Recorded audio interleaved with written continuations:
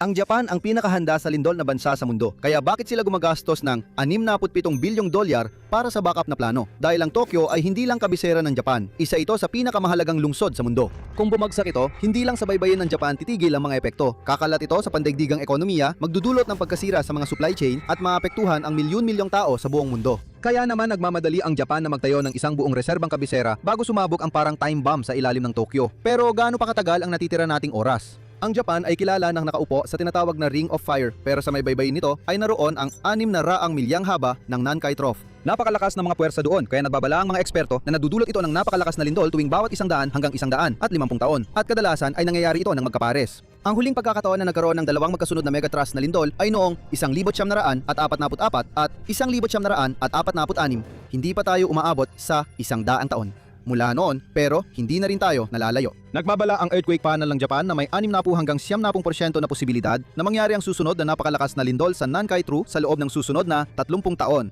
Kaya ang gobyerno ng Japan ay naghahanda hindi lang para sa pinakamasama, kundi para sa hindi maiiwasan isang napakalaking megalindol na paparating sa Tokyo. Hindi masukat ang magiging pinsala. Noong Abril 2026, hinulaan ng mga autoridad na maaring magdulot ang isang napakalaking lindol ng tsunami na higit sa 66 na talampakan ang taas. Ang Tokyo at ang mga karatig na prefecture ay masasapul nito at magre-resulta ito sa hindi bababa sa 300,000 na pagkamatay. Iyan ay kahit nagamit ang lahat ng kasulukuyang paghahanda ng Japan laban sa lindol. Aabot sa 1.2 trilyong dolyar ang pinsalang pang-ekonomiya. Isa itong napakalaking sakuna. Bakit? Dahil sa pananalapi, inilagay ng Japan ang lahat ng lakas nito sa isang sentralisadong lugar na madaling tamaan ng lindol. 14 na milyong tao ang nakatira sa Tokyo at may karagdagang 33.4 na milyong tao pa sa nakapaligid na metropolitan area.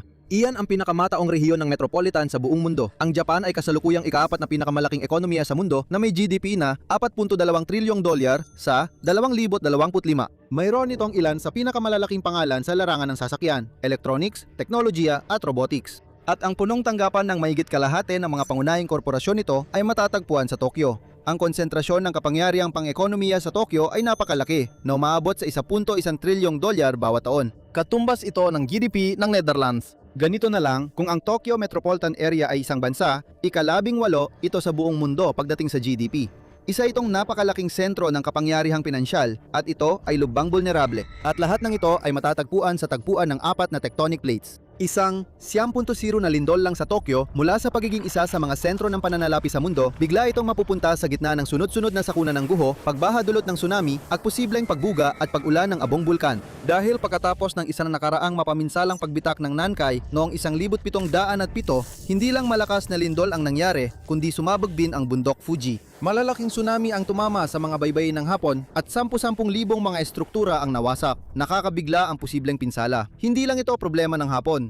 Isa itong trahedya para sa lahat dahil kontrolado ng Hapon ang malaking bahagi ng isang merkado na inaasahan ng buong mundo, mga semiconductor. Lahat mula sa iyong sasakyan at mga kagamitang pangkalusugan hanggang sa iyong computer, smartphone, TV at satellite ay nangangailangan ng mga semiconductor. Sa pambansang antas ng ekonomiya, napakaraming industriya mula sa pagmamanupaktura at mga data center hanggang sa aerospace ang talagang nangangailangan ng mga semiconductor para gumana. Dito pumapasok ang Japan. Maaring hindi na kontrolado ng bansa ang 50% ng pandaigdigang merkado ng semiconductor gaya noong dekada 1980. Pero napakaraming materyales para sa chips ang ginagawa pa rin sa bansa. Ang Hapon ay may higit sa kalahati ng pandaigdigang market share para sa mga photoresist at silicon wafer. Mayroon din itong 88% ng pandaigdigang market share para sa semiconductor coders at developers. Dahil karamihan ng aktibidad ng negosyo sa Hapon ay nakasentro sa Tokyo, magiging napakalaking sakuna para sa mga residente at mapaparalisa ang pandaigdigang ekonomiya kung magkaroon ng isang napakalakas na lindol. Wala pang nagtantya kung gaano kalala ang magiging epekto ng pagkaantala ng semiconductor material sa Hapon para sa ibang bahagi ng mundo sa eksaktong mga numero. Ngunit tiyak na maapektuhan ng malaki ang supply chain.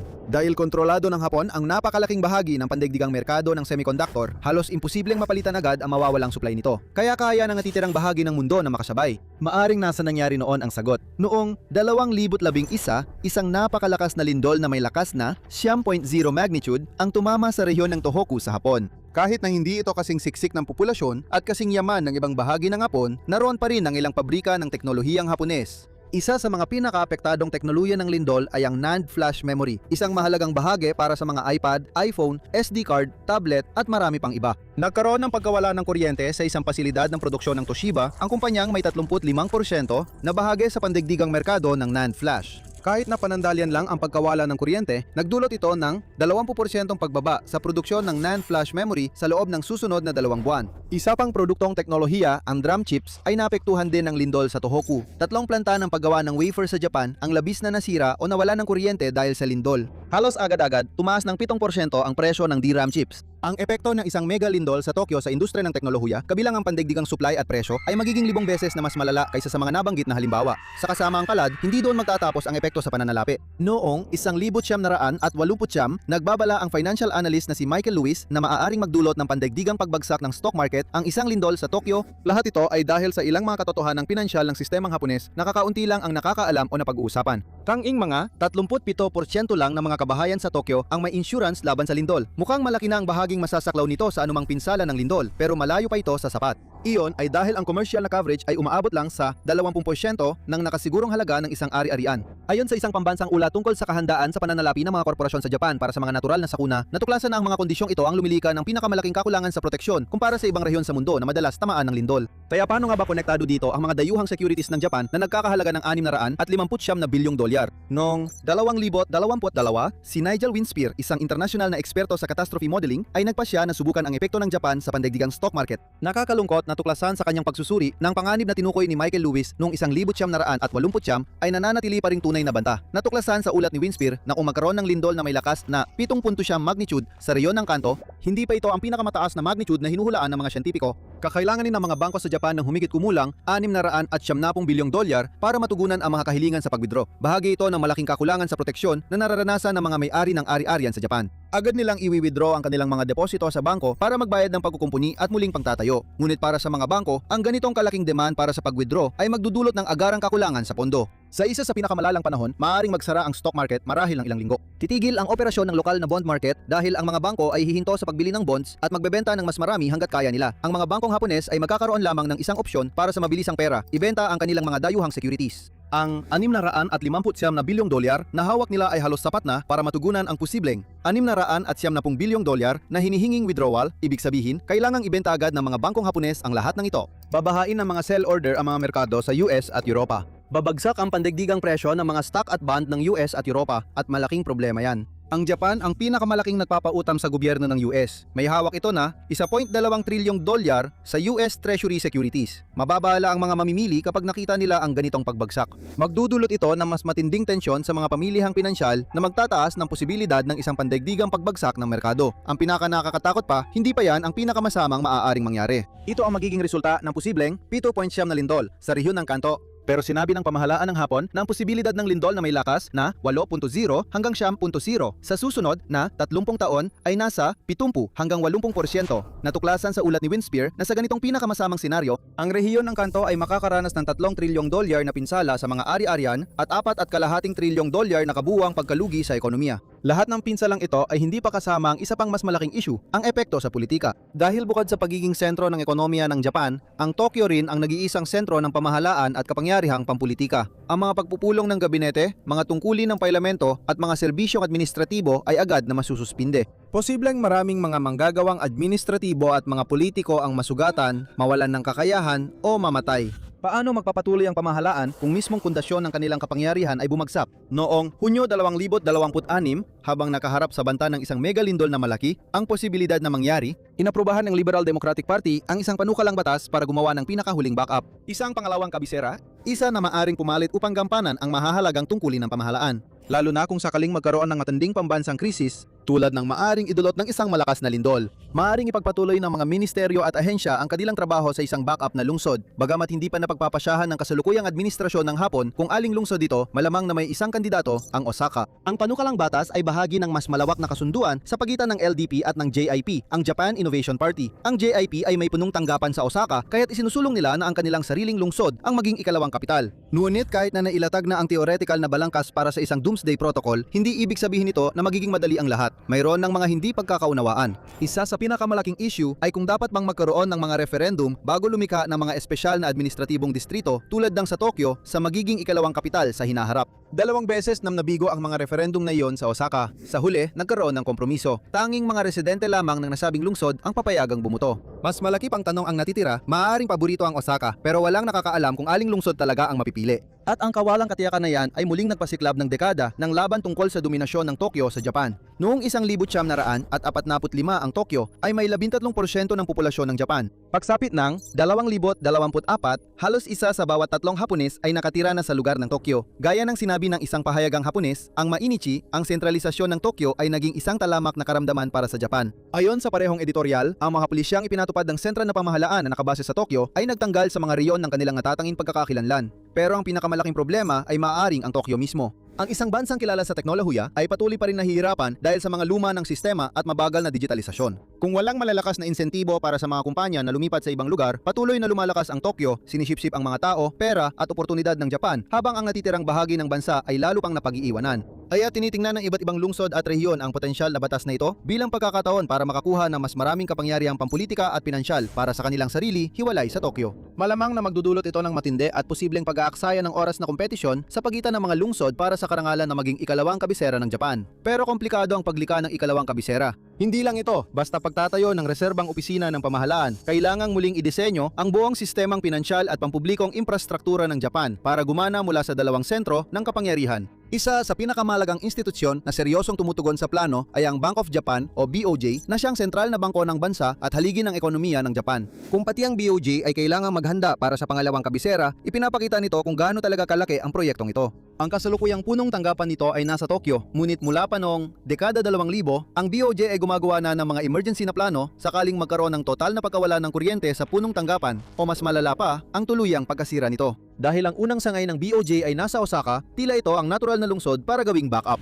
Kung mawalan ng koneksyon ang BOJ Tokyo Computer Center, ngunit nananatiling buo ang opisina sa Tokyo, magpapatuloy pa rin ito habang pinoproseso ang datos sa pamamagitan ng Osaka Backup Center. Kung tuluyang hindi na magamit ang Tokyo, maaaring ilipat ng buo ang operasyon sa Osaka. Sa madaling salita, ang mga bayad, settlement at iba pang paglilipat na labis na kakailanganin ng mga tao pagkatapos ng isang natural na sakuna ay magpapatuloy ng walang anumang problema. Para matiyak na gagana ang plano, sinusubukan ito ng BOJ bawat taon, pansamantalang inililipat ang operasyon mula Tokyo papuntang Osaka. Ang backup ng BOJ sa Osaka ay parang may pangalawang kaparehong Wall Street na 300 milya ang layo. Para matiyak na mabilis na makakabangon ang bansa mula sa lindol sa Tokyo, may mga bagong proyektong pang-infrastruktura na pinaplano rin ng naaayon. Mayroong 1 trilyong yen o 6.3 bilyong dolyar na maglev project na layong pagdugtungin ang Tokyo sa Nagoya at pagkatapos ay sa Osaka. Ang ipinagmamalaki ng bagong maglev ay ang bilis nito. Tatakbo ito ng humigit kumulang 310 milya bawat oras. Yon ay 50% na mas mabilis kaysa sa kasalukuyang Shinkansen. Ang biyahe mula Tokyo hanggang Osaka ay aabutin lamang ng 67 minuto sa kabuuan. Kung ikukumpara, ang biyahe mula Tokyo hanggang Osaka gamit ang bullet train na yon ay tumatagal ng mga 2.5 oras. Pero ang pagtatayo ng linya ay hindi lang para sa bilis. Layunin din ito na magsilbing backup isang reserbang sistema ng transportasyon para sa kasalukuyang bullet train sa pagitan ng Tokyo at Osaka dahil ang kasalukuyang ruta ng Shinkansen sa pagitan ng dalawang lungsod ay malapit sa baybayin ng Pasipiko. Itinuturing itong lubhang mahina sa lindol na dulot ng Nankai at sa mga tsunami na maaaring sumunod. Sa kabilang banda, 70% ng maglev line ay dumadaan sa mga lagusan sa kabundukan.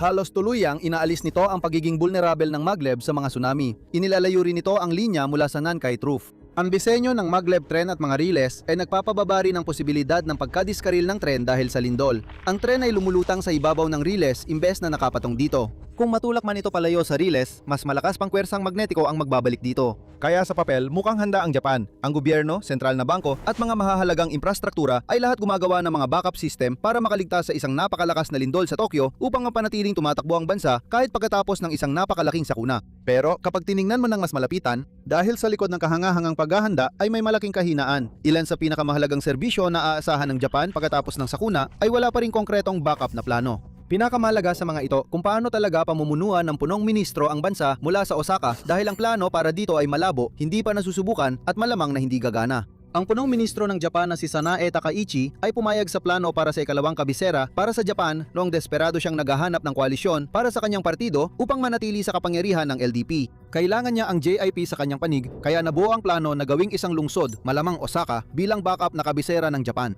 Pero kahit na inaprubahan ni Takaichi ang panukalang batas noong taginit ng 2026, hindi pa rin ito pumapasa sa upper house. Sa katunayan, na-extend na ang deadline para sa mga deliberasyon kaya ang panukalang batas mismo ay hindi rin nagbibigay ng ganong kasiguruhan. Hindi naniniwala ang mga eksperto sa politika ng Hapon na talagang handa si Takaichi na ilipat ang tunay na kapangyarihan mula Tokyo papuntang Osaka. Sabi ni Professor Stephen Nag, isang eksperto sa internasyonal na relasyon, ang JIP ay isang regional na partido. Mayroon itong bisyon ng isang mas desentralisadong Japan na makakatulton sa paglago ng ekonomiya ng Osaka. Mayroon ding simbolismo ng paglilipat ng ilang kapangyarihan mula Tokyo. Wala sa mga iyon ang kaakit-akit para sa LDP. Mas liberal din sa pangkalahatan ang Osaka na hindi gusto ng LDP. Tuloy pa ni Nag, wala talagang balak ang LDP na bawasan ng sarili nitong kapangyarihan. Ang batas na kasalukuyang umuusad sa mga kapulungang gumagawa ng batas sa Japan ay nagtatakda rin ng mga limitasyon sa posibleng kapangyarihan ng isang pangalawang kapital. Tinitiyak nito na ang mapipiling lungsod ay magsisilbing functional na backup, hindi isang ganap na pangalawang kapital. Bagamat ito na marahil ang pinaka-praktikal at abot-kayang solusyon, inilalantad nito ang pinakamalaking kahinaan ng plano. Maaari mapanatili ng Osaka ang pagpapatakbo ng pamahalaan sa panahon ng emerhensya, ngunit hindi ito dinisenyo upang maging isang permanenteng sentro ng kapangyarihan. Wala pa ring tunay na pamatagalang pananaw ang Japan para sa pamamahala mula sa ibang lugar maliban sa Tokyo, kahit ang mga panandaliang plano ay hindi pa rin nailalatag at naisa sa batas. Walang estratehiyang nailatag kung paano talaga pamumunuan ng isang punong ministro ang pamahalaan mula sa ibang lugar bukod sa Tokyo. At ang mga kahirapan sa paggawa nito ay magiging napakalaki para sa kahit anong pamahalaan, ngunit lalo na para sa Japan dahil sa ilan sa mga kakaibang katangian ng kanilang administrasyon. Ano ang mangyayari sa mga taong nagpapatakbo ng bansa kung ang mga politiko, kawani ng gobyerno at mahalagang administrador ay mapatay o masugatan? Paano papalitan ng Japan ang mga ito? At paano maililipat ang libu-libong tauhan mula Tokyo papuntang Osaka sa napakaikling panahon? Sa teorya, makakatulong sana ang bagong maglev, pero hindi inaasahang magsisimula ang revolusyonaryong sistema ng tren hanggang sa hindi bababa sa 2036.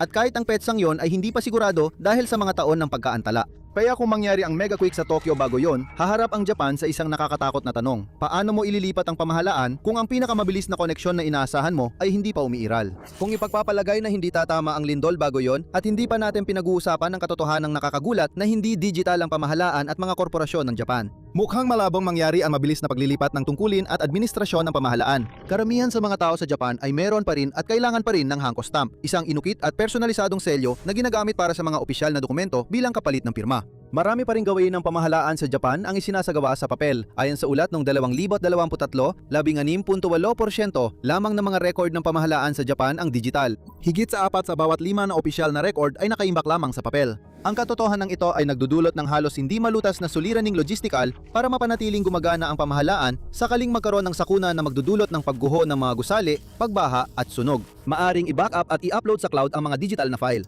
Masisira naman ang mga papel na file sa kaguluhang susunod at yan ay para lang sa pamahalaan. Mas malala pa ang pribadong sektor. Isang survey noong 2024 ang nagpakita na 17% ng mga korporasyon sa Hapon ay papel lamang ang ginagamit para sa mga internal na dokumento. Samantala, mas mababa sa 10% ng mga negosyo ang ganap na digital kaya mahigit 70% ang umaasa pa rin sa papel sa kahit anong paraan. Ang posibleng matinding pinsala na maaaring maranasan ng mga negosyo pagkatapos ng lindol ay mas malala pa. Ang pampublikong diskurso ay bahagyaring naging hadlang sa pagsulong ng isang doomsday protocol para sa Tokyo. Ang mga konserbatibong pahayagan ay naging kritikal sa kabuuan ng plano para sa ikalawang kabisera. Isang publikasyon, ang Yomiuri, ang sumulat, hindi naman mukhang kinakailangan na limitahan ang mga lugar ng paglilipatan ng mga ministeryo at ahensya sa isang malaking lungsod lamang. Malamang na ito ay isang issue na dapat pag-isipang hiwalay mula sa usapin ng ikalawang kabisera. Tinanggihan din nila ang buong paunang panukala mula sa JIP dahil mahirap daw itong maintindihan. Ang problema ay ang lahat ng pagdedebate, pagtutol at kawalang katiyakan pagdating sa paglika ng ikalawang kabisera ay nagsasayang ng mahalagang oras. Oras na wala na ang Hapon. Mabilis na nating nilalapitan ang inaasahang petsa kung kailan magdudulot ng isa sa mga kilalang megalindol ang Nankai Trough at hindi matukoy ng mga siyentipiko kung kailan ito eksaktong mangyayari. Ang pinakamainam na pag-asa ng Hapon sa puntong ito ay sana'y tumama ito ng mas malapit sa 150 taon kaysa sa 100 taon. Dahil kung sa 100 taong marka ito mangyayari, ang susunod na megalindol ay sa 2044. Ang pamahalaan ng Hapon at mga institusyong pinansyal ay magkakaroon lamang ng 18 taon para tapusin ang isa sa mga pinakamahirap na prosesong lohistikal na may isip. Alam ng Hapon na tumatakbo na ang oras. Alam nitong vulnerable ang Tokyo, alam nitong may paparati na sakunang may makasaysayang saklaw. Pero magkaibang bagay ang malaman ng problema at ang mas solusyonan nito. Dahil kapag tumama ang Nankai Trough, maaaring matuklasan ng Hapon na ang pinakamalaking kahinaan nito ay hindi ang lindol mismo. Ito ay ang paglalagay ng kapalaran ng buong bansa at ng pandaigdigang ekonomiya sa iisang lungsod. Maaring ang Nankai Trough ang susunod na malaking sakuna ng Hapon, pero hindi ito ang unang beses na hinarap ng bansa ang isang kalamidad na ganito kalaki. Panurin kung paano talaga nangyari ang sakuna sa Fukushima upang makita kung paano naging isa sa pinakamalalang krisis nukleyar sa kasaysayan ang isang natural na kalamidad. O i-click ang video na ito.